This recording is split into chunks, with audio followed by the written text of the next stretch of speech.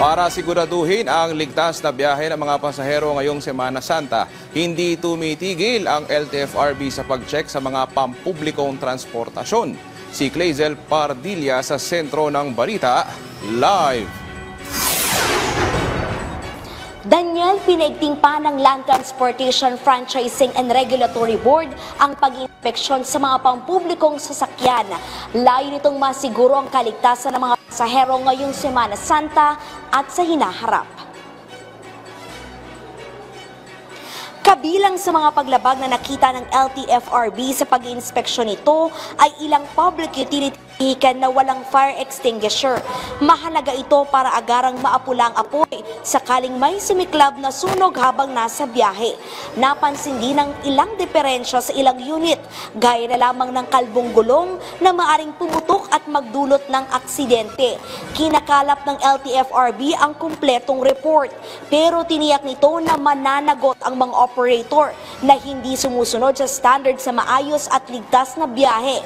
Mahigpit ding pinatututukan ng LTFRB sa mga operator ang kanilang mga tsoper.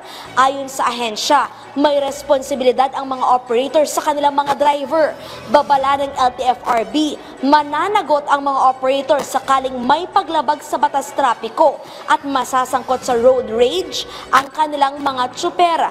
Dapat tiyakin ito na may tamang edukasyon at disiplina ang kanilang mga tauhan. Matatandaan nitong nakaraang linggo, nag-viral at nai-report ang ilang insidente sa kalsada, sagutan, bangayan at ang ilan pa nga ay nauwi sa barilan at kamatayan. Isa sa mga tinitingnan solusyon ng LTFRB ang pagbuhay sa panukalang batas na Drivers Academy na layong bigyan ng re-education ang mga driver. At samantala si Pangulong Ferdinand R. Marcos Jr. naman, pinaalalahanan ang mga motorista na huwag maging kamote, sumunod sa batas trapiko, maging disiplinado at habaan ang PC sa kanilang mga kapwa motorista. Yan na muna ang pinakahuling balita. Balik sa iyo, Daniel. Maraming salamat, Clazel Pardilla.